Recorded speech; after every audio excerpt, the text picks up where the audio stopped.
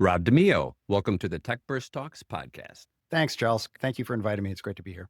I got to admit, I'm really looking forward to this because normally on the podcast, I talk about topics that I relatively know at least a little bit, but today I'm going way out of my depth because we're going to talk about orbital data centers. So putting compute in space. So this is going to be a bit intimidating for me, but I'm hoping that you can educate me and the audience as well. I hope I can as well, because that is my job. Before we get into that, why don't you tell the audience a little bit about your background? Because you've had quite an interesting career. I had a long and winding road that led to the same place. My degrees are in computer science, mathematics, and weirdly astrophysics. And I had dreamed about becoming an astrophysicist until I realized that, I'd be eating ramen noodles for the rest of my life. So when I went to graduate school, it was computer science, heavy focus on math and analytics. And I left there to work for Jet Propulsion Labs. And I was a image specialist for the Galileo spacecraft, Mars Observer, God rest its soul. And to give you some idea of my age, the Soviet Venera spacecraft, if you remember those guys. So I did that for about 7 years and left there to go work at the FAA via Lincoln Laboratories. They're the folks that invented radar, and we were working on ATC problems, air traffic control problems, and basically doing the same work I was doing at JPL, but it was in the radar spectrum. And so we built terminal Doppler weather radar, which is now employed everywhere in the world. When that project completed, on time and under budget, by the way, when that project completed, they were going to put me on oceanic air travel, and I couldn't think of anything more boring. So one of the vendors that we were using was spinning out a startup company, and they asked me to go with them, and I did, and I never looked back.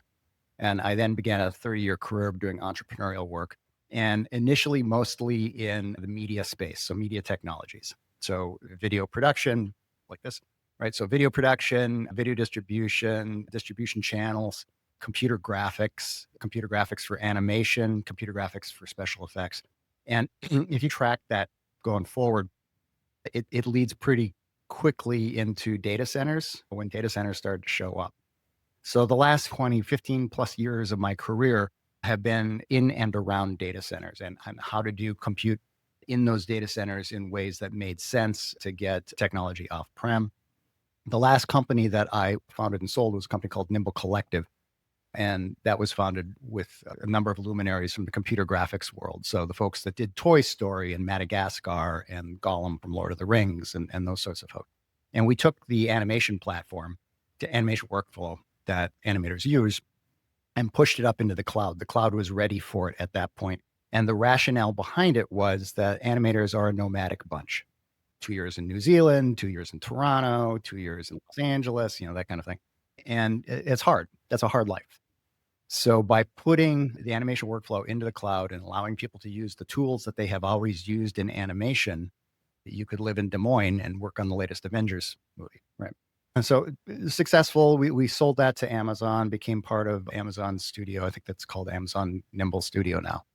And after that, I went to work for an architecture firm, which was way right turn left of field treatment, right? So the reason for that was when we were looking for partners for our animation platform, we were trying to figure out if we were going to be able to pay for our next meal. And so we were looking at the verticals, and it turns out that the workflow for architecture is extremely similar to the workflow for animation. So we started talking to architecture firms. And when we got bought by Amazon, I let the folks at one of the companies that we were talking to, which was Skidmore, Owings and Merrill, know that we were being sold. You'd be working with this nice guy named Eric. And they said, well, they called me back and they said, well, we've been looking for a CTO for 3 years. So I thought, okay, this is interesting. So I went over to SOM for about 5 years, and it was largely to do what I did in animation, but for architecture, moving their entire workflow up and into the cloud. SOM, like all large architecture firms, had offices all over the world. Everything was very centralized in each office. It was hard for them to communicate back and forth. So by pushing it in the cloud, it circumnavigated that problem. So I left there after 5 years. And my goal was to go into sort of a soft retirement. I was working with SparkLabs Global, as you know them as well, Charles.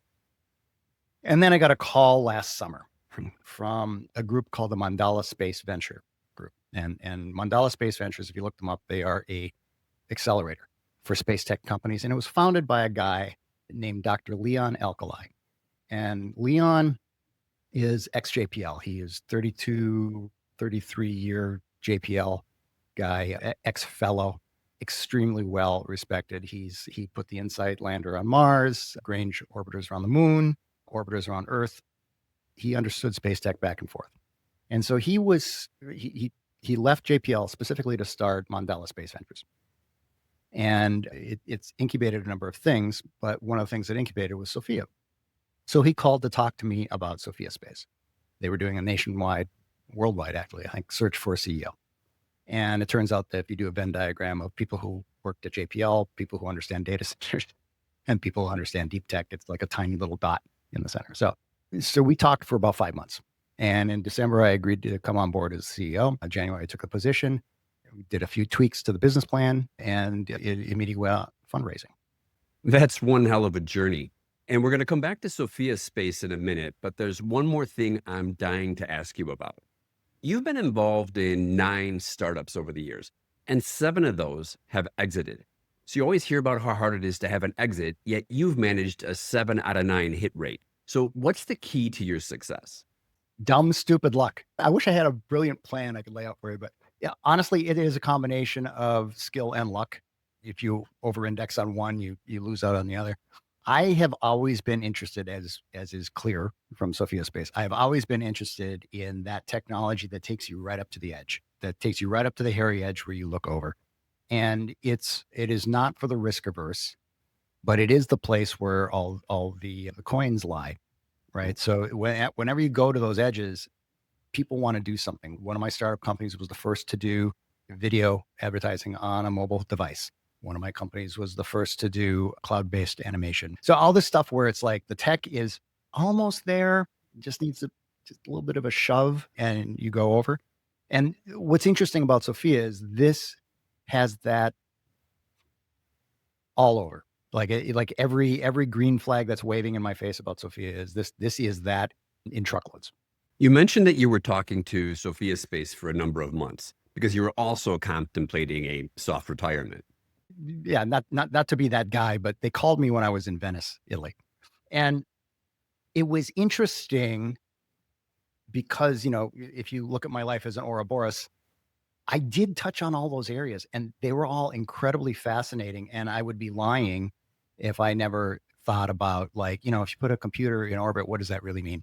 Like how does that all operate? How do you do interoperations? And it's kind of been noodling in the back of my head for a while. When Mandala called, when Leon called, I had the same reaction that a lot of people had until recently, which was, wait, what? That sort of moment. Okay, tell me more. I'm listening. And so we talked for a while. It was less about me convincing them to hire me as their CEO and more about let's talk to each other. Leon's a wonderful man, and we both wax poetic for a long time. You don't want to be on a phone call with either of us. So we had these really sort of interesting conversations that not only spanned what Sophia was doing, but just a philosophical and morality background of doing this kind of thing. It was a good fit and it made a lot of sense and it collected so many things in my brain. It's an impressive twist because I remember seeing that you had left some, and I thought you were just going to relax for a little bit. And instead, you pop up as the CEO of an orbital data center company. And I'm like, how the hell did this actually happen? So why don't we talk a little bit about Sophia Space? Sure. So let me talk a bit about the origin story, because that's pretty interesting too. So Mandala Space, Leon's venture company, had a collaboration with Jet Propulsion Laboratories and Caltech. And by the way, that's going to be a common theme through this conversation. They got a big chunk of grant money behind this. Let's see if we can put up a solar cell in orbit and collect enough solar power and beam it down to Earth and see if we can do power collection that way. And so after 18 months, the results came back that, the math says yes, the economics say don't do this. They basically started to dismantle all that. And Leon, to his credit, he raised his hand and said, well, if we put a server on this thing. And so that was the origin story. So flash ahead to early 2025, and I come on board. The key to what we're doing here, and this is a differentiator for us, is we've rethought what it means to be a computer, right? We have a lot of competition, and competition is great because it validates the market. And there's certainly enough to go around for everybody, right? But what we're doing that's different is we are not taking terrestrial servers, terrestrial technology, basically, and retrofitting it for orbit. We are not thinking about terrestrial data centers and how do you shove that whole thing up into space, right? We're going way back to first principles and saying, we're in orbit. There's radiation.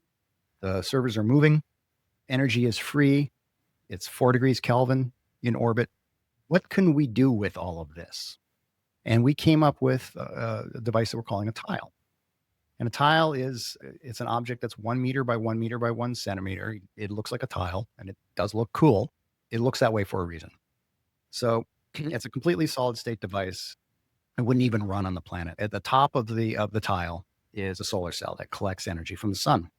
And once you do the math, you wind up with about 450 watts of power. And in the center of this Oreo cookie is the compute layer. We have the equivalent of 4 enterprise servers on board, right? So think of them as quadrants in each tile. And the servers have been redesigned using off-the-shelf parts. We're not building anything special, but they've been redesigned to be flat, right? So that the heat profile is straight down onto the board. And then underneath that tile compute layer is a proprietary alloy that dissipates heat. And whenever you have a big delta between your heat source and the thing that you're radiating heat into, it's a lot more efficient, right? And so 4 degrees Kelvin is almost as cold as you're going to get. So now we've got this object that is a redesigned server. And if you were to run it on the Earth, it would overheat within minutes, right? It just flat out would stop. So it's got passive cooling. We get free energy, and you don't have the problems of real estate that you have here on Earth. The next trick is the operating system. So we've designed an operating system that sits on these tiles that becomes aware of other tiles it's attached to. So these tiles can be sort of infinitely stacked together. They communicate with each other back and forth, and they do the work that you would have an IT technician do in a data center, right? So they do load management, heat balancing. If one tile's too hot, one tile's too cold, it'll move processing over there. It'll look for errors. It'll correct in case of a dead tile. It'll run around the dead tile. Firmware upgrades, security patches, et cetera, et cetera. So now we have a system that is modular. Each tile understands everybody else. And at that point, you can start stacking these things together in different configurations. So that was a long explanation for one question. So apologies for that. The first thing I want to go back to is you've got this great innovative technology that's totally cutting edge, and it's also new to market. So I know you just got some pre-seed funding, but now you have to go out there and identify the market demand and who should we be collaborating with or who should we be talking to? So where do you go from here? What are the next steps now that you've got the pre-seed funding? We've been talking to people all along before we even start. So the pre-seed, we closed actually just about a month and a half, 2 months ago. And, so thanks for bringing that up. And we're actually going back into a seed round raise almost right away because we're taking advantage of certain market conditions. With the proceeds from that pre-seed, we've hired hardware engineers, we've hired software engineers, we've set up a laboratory in Pasadena. We started the process of breadboarding the tile. So we're taking this out of the realm of math and CAD into reality to make those tiles. We plan on having completed demo tiles by the end of this year. And that we'll test the math by putting them into a chamber that will simulate orbital conditions. So light, radiation, blah, blah, blah. Make sure that the tile is operating the way it's supposed to work. And then next year we plan on launching a couple of demo tiles to test it in orbit. So that's the timeline going forward. As to how we are finding clients, once this all broke and went public, they're finding us. And there's some conversation around that too, right? So Department of Defense is obviously someone that's interested in us. We have a lot of collaboration with companies like Axiom, who are putting up their own station nodes. There are conversations like that are currently occurring, but what's happening in the world right now, so defense and weather and air traffic control and maritime management and all the rest of it, there's a concept called the LEO economy, and LEO stands for low Earth orbit. And low Earth orbit is anywhere between 200 kilometers and 1,000 or 1,200 kilometers. And in that layer, there's a lot of attempts at commerce happening. So there's infrastructures being set up. There are new satellites going up. There are new space stations going up. There are communications pipelines happening. So it's a little like watching, and this will appeal to you, it's a little like watching a smart city become built. We're building this new thing from scratch.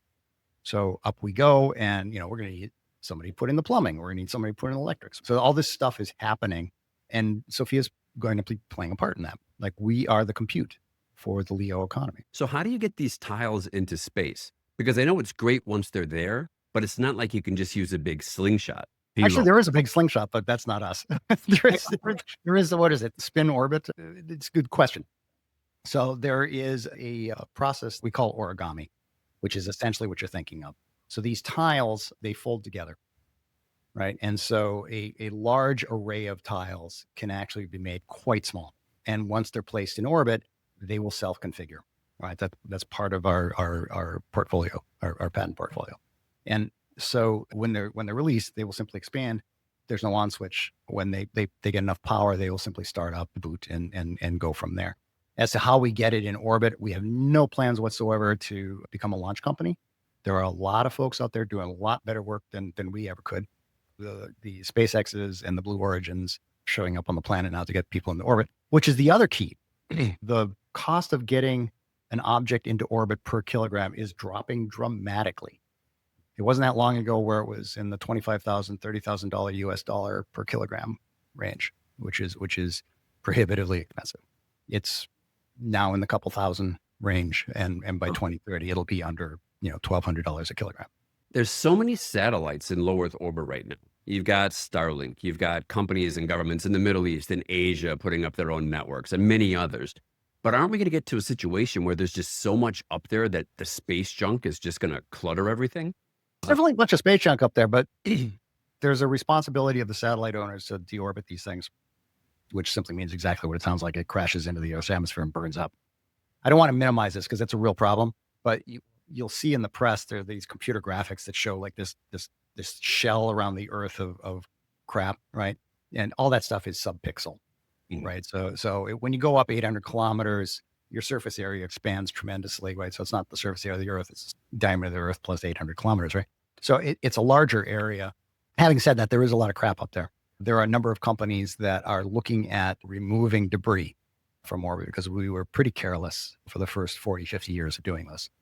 And so there's a lot of bolts and chips of paint and small objects flying around in that shell, which do pose a problem. And they pose a problem now, and they'll pose a problem for a while until there's a cleanup methodology adopted. And I've seen some fairly clever ideas for doing this. Satellites themselves, they have to be deorbited after a certain period of time. We've gotten better at making sure that we keep the debris levels down, but I don't want to minimize it. It is an issue, which is part of why the tile arrays, the operating system that runs those tile arrays, will route around dead tiles or dead quads in the tile because they probably will take a hit at some point. I want to take this all the way back to the beginning. So I'm going to ask you some very simple questions to make sure that I and the audience understand this. So why would we put data centers in space at all? The slight change to our business plan is we talk about this in terms of putting compute in orbit, which leads to an orbital data center. So the first few years of our existence, we are working specifically with edge computing around satellites and stations that need compute local, right? And I can talk about why they need that in a moment. But in a very short period of time, and we're talking in the 2030, 2031 timeframe, yes, we will be using these tile technologies to put up our own orbital data centers, which will operate like a data center. A 1 megawatt data center using our tile system is a small object. It's a 50 meter by 50 meter device, right? Which is half the size of the ISS, I think, if I remember my math. So the reasons that you want to get compute off the ground and the reason you want to get data centers, at least partially off the ground, is threefold. One is power. So power is free. When we put our orbital data centers in orbit, they'll be in something called a sun synchronous orbit, which you can think of as being pole to pole. They're mostly facing the sun almost all of the time. There's about 3 months a year where there's a few minutes a day where they go into eclipse, but these things have batteries, so they'll be fine. So power's free. Cooling's free. The thing that nobody talks about data centers on Earth, and the reason they don't talk about it is there's no real good solution because the laws of thermodynamics are real. They generate a lot of heat, and heat is energy, and you can't destroy energy. You can just move it, right? And so when you talk about a terrestrial data center, 40% of the power that goes into a terrestrial data center goes towards cooling. So you're either shipping the cooling to the Earth, to the atmosphere, or the ocean. Those are kind of your only choices. I mean, you could move it into oil, and then the oil becomes a contaminant problem. So you could have all the free energy on Earth that you want. People are talking about nuclear power centers near data centers. Sure, okay, but it still heats those things up, right? Which is definitely a local problem. If you think about the urban heat transfer problem, you've got that 20-fold with a data center, right? You've got this immense object the size of a warehouse, putting all this heat right into your local environment.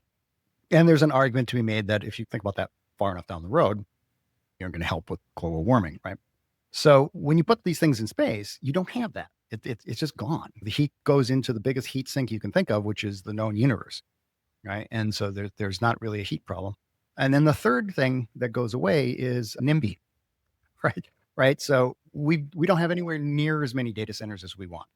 We should clarify this just in case. NIMBY stands for So not in my backyard, right? Not in my backyard. Yes. Yeah. These buildings are, I mean, they've been made more and more attractive, but they're buildings. They're windowless giant buildings. Nobody wants them around. And so a fun fact here is that 30% of the United States' data centers are in Virginia. And Virginia said that's about enough of that, right? We don't have enough data centers. Nobody really wants them anywhere. And the projection is that by 2030, we'll have 3 times as many as we do now, right? So you don't have that problem in orbit either. So in one swipe, you get rid of all of this. Okay, so now we can put compute in space. But what I want to know next is, what are the use cases? I know you mentioned defense, but what else could it be used for? So we have amazing satellites up there right now, and more are planned, right? And these things have sensors that collect terabytes, sometimes petabytes of data. And the dirty little secret here is that most of that data is tossed out. And it's tossed out not because it's not good, but because the compute on the satellite is not powerful enough, or the bandwidth is not high speed or fast enough to get information down back to the planet to do the computing and have it go back up to the satellite. They do some quick high pass filtering, and 80 to 90% of the data is just tossed on the floor based off of this kind of rudimentary filter. So that's what's happening right now, and it's happening everywhere. But with edge computing right there, you don't need to do that, right? So suddenly things that were science fiction-y become possible. You can do real-time missile tracking. You can do real-time air traffic control. You can do real-time environmental management, environmental catastrophe management. You can do maritime work. You can do things that you could never really do before because you had to get the data from the data source down to the ground to do the compute and then send the results back up. And that time lag was often slow enough, sometimes hours, sometimes days, depending on the size of the data set, where you couldn't do anything in real time. Now you can. I have an odd question about this one, though. So what's going on with air traffic control now? I mean, aren't we relatively safe as is? It's going to add to their toolbox of things that they can do, right? Air traffic control right now is fairly well mapped out over most of the land, right? The United States and Europe and the Eurasian continent and Africa. But there are still data deserts, right? There are still points where the aircraft is not on any ground-based service. If you're doing oceanic air travel, you're going from Long Island to Heathrow.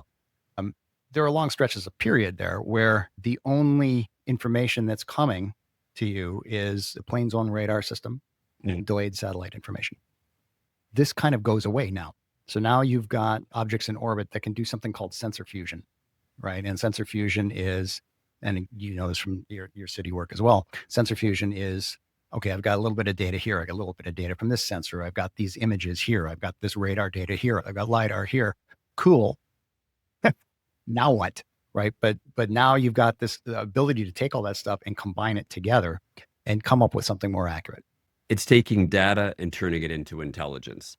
And it just clicked for me right there while you were explaining it. And the first thing I thought of was that missing Malaysian Airlines flight. And we didn't know where it was because it wasn't sending out any more pings. That's right. Okay, now I get that. So the final basic question is, this is so cutting edge. What's changed in the last few years that makes this even possible now? Well, advances in computing, that has pushed chip technology pretty significantly. NVIDIA leading the pack, but there's a lot of folks that are getting involved in this. So the technology itself has improved. The ability of the operating systems to make intelligent decisions on its own based off of its own data, right, it has improved. That's what's allowing our operating system to manage the tiles for itself. and launch cost dropping. That's one of the big ones. There's so much competition. Eric Schmidt just took the CEO helmet, Relativity, and there's SpaceX, and Honda just got in the act, and Blue Origin, and there's dozens of smaller companies that are small lift companies to push things up into orbit. And there's so much competition, like anything else on the planet, competition has caused prices to plummet. All projections show that they're going to continue to plummet. So it's becoming cheaper now to put things up. It's a good combination of factors, which makes it a very attractive market to go after. But how do you scale this? You mentioned that your tiles are going to be ready to go next year. Is this something that's going to be small at first and then grow incrementally? It is the goal for these things to self-deploy, even the large ODCs that we're planning on in 2030, 2031. Because of the size of the tile and because of the way our origami tech works, they can be made quite small. And there are a lot of heavy lift rockets coming online. So yeah, in the 2030, 2031 timeframe, we feel confident that the carrying capacity of these rockets will carry up an entire 1 megawatt data center on its own, and it'll deploy. In the meantime, as we're putting up these smaller racks of tiles, they're small enough that they'll fit in current lift vehicles. Even when we get to the point of something that we're calling a satellite companion, which is not quite a data center and not quite a rack of tiles, it's small enough where it will fit in current launch vehicles. I want to go a little bit more into the use cases. So we talked about air traffic control, and I understand that one. I also understand the defense side of it. But the one I want to go into now is the emergency responders. Is that more for disaster recovery? Think of it this way. It's a variation of the ATC problem, right? So when you're on the ground, whether you're a foot soldier or you are a disaster response person, you have available to you what's coming in over your headset, what you see in front of you, what any sensors you have on your body collects, and whatever drone information is collected, right? And a lot of that is disassociated. And a lot of that is the response tactics are provided by people in a room somewhere that's collecting all this stuff and advising the people on the ground. Now, if you want to employ satellites to help with disaster recovery, people looking for heat signatures of people in a building or something along those lines, that information has to get relayed. But if you are in orbit with compute and you send all this information up, which is a lot smaller task than sending the information down because the data sets are small and can be sent to orbit fairly quickly, let the AI that's in those tiles coordinate that effort and then send accurate information back down. Now you've got a system where you know where somebody is under the rubble, or you understand where the enemy is over the next horizon, or you understand incoming missiles. You've got this situation where you can now coordinate all this stuff in a manner that makes sense. The near-term use cases, and by near-term, I mean the next 5 to 10 years, sounds like they're a lot more defense, emergency response, and air traffic control related. But do you think this is going to evolve to where there'll be some commercial applications where enterprises will actually start to leverage this as well? 1,000%. 1,000%. Let's talk about orbital data centers. We don't assume at all that ODCs are going to replace terrestrial data centers, right? But they will absolutely augment terrestrial data centers. So the conversation is to work out collaborations with the hyperscalers, right? And we're having those conversations now. I've worked in data centers. I worked around data centers. I've worked with data centers as a client. User-facing instances in those cloud services, it's always problematic. We had a hard time at both SOM and Nimble getting enough instances ready for our clients in the morning because those servers are busy doing other things. And the other things they're doing are LLMs for artificial intelligence, cryptocurrency mining, rendering, et cetera, et cetera, et cetera. So there's all this back-end processing stuff that doesn't need a user-facing component. So the conversation is just give that to us. Things that you don't need for several hours, just pass that up to us. We'll do that processing for you. We'll send you back the results. And then you can use those servers that you're tying up doing things that you don't need to be tied up doing for user-facing instances. So you get more clients in on your end. It's an interesting little addition to what's going on right now. If only there was a company that was really big in data centers that was also involved in space launches. Yeah, if only.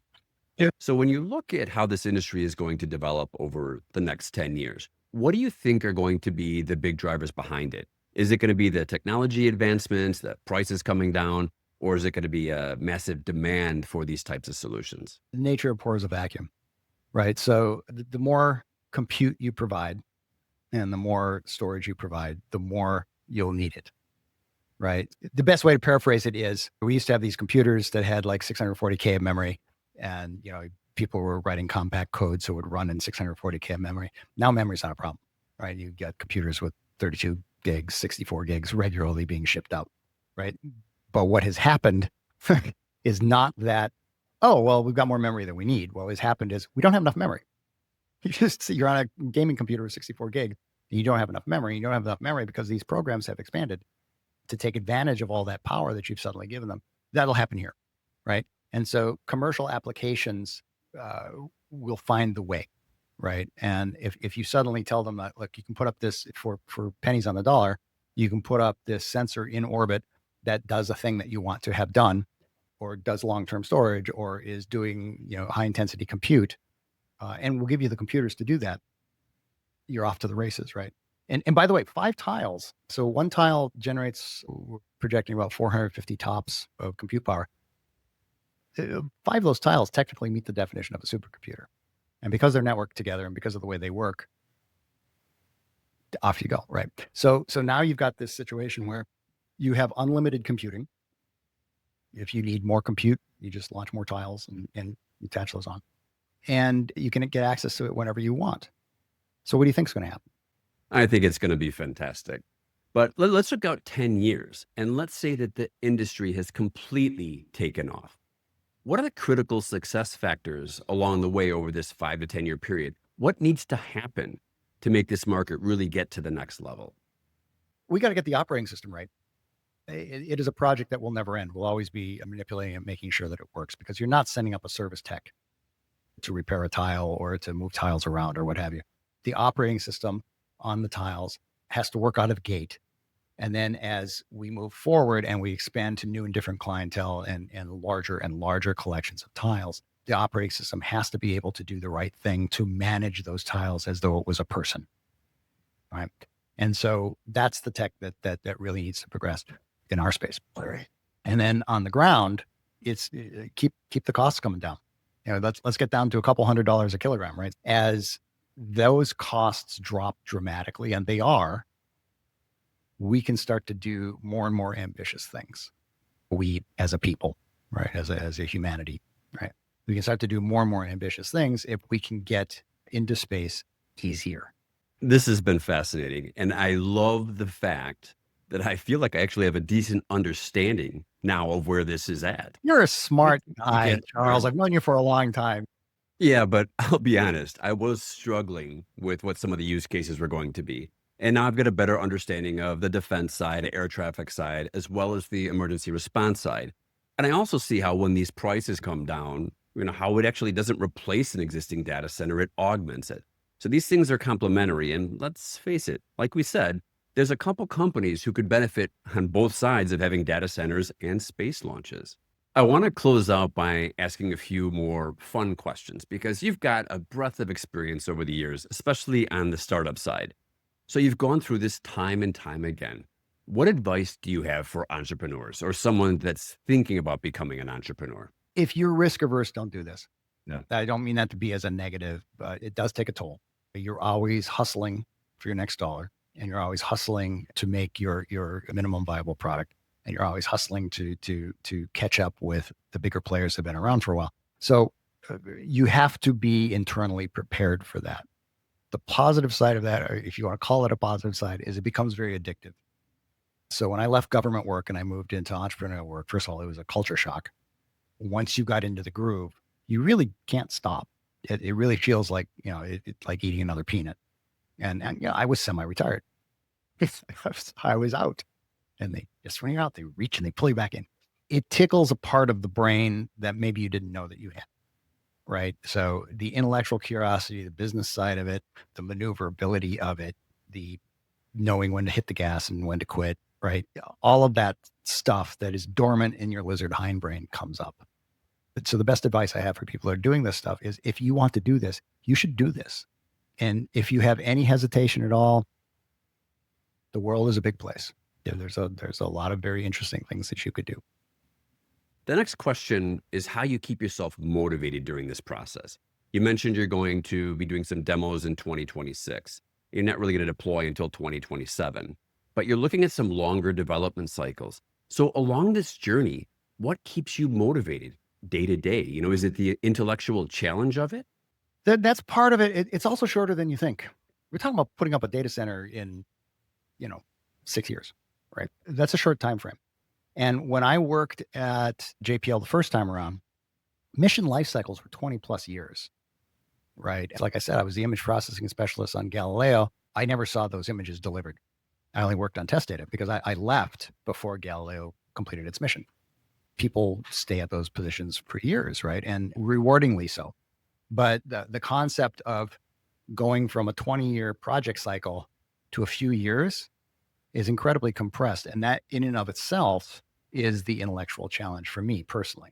It's good to keep things in perspective. I mean, 5, 6 years sounds like a long time, but I think 5 years ago, we were in the middle of a pandemic. The final question is, what should we be looking to see from Sophia Space in the next 12 to 18 months? Demos. So in orbit demos next year, and then activating one of our collaborations for 2027. So we'll be putting up tiles/tile satellites that are doing the work that is required by our collaborator. So you'll see that. And then near the end of 2027, you're going to see us doing production facilities. So the interesting thing to keep in mind here, and the thing that separates us from our brethren at JPL, is that we're not building a special purpose device. We're Dell Computer in space. So basically, we're building computers. And you and I have a good friend that built a business in data centers in Asia. And I was talking to him about this, and he's like, you can't be in a better business than making the machine itself. Right. Yeah. And so we'll be rolling these things off an assembly line, the same way that you roll out servers off an assembly line, and being sold to clients and giving them all the tools to make it work the way that they need it to work. Here's your computers, go crazy. So we're not building special purpose devices. We're not building something to look for life on Europa. We're not building something to wander the surface of Mars. We're not building a thing to do a thing. We're building computers. And so once you start hearing that we are selling these tiles, which would be in late 2027, early 2028 timeframe, that's when you know things are changing. And the second part of the final question is, what about you personally? What are you most looking forward to in the next 12 to 18 months? Oh yeah, lighting these things up. This business, as well as every other business I've ever been in, because I'm always on that edge looking over, there are the naysayers. You can't do this for blah, blah, blah, blah, blah, blah. Yeah, we know. Like, look, we're not idiots. Yeah.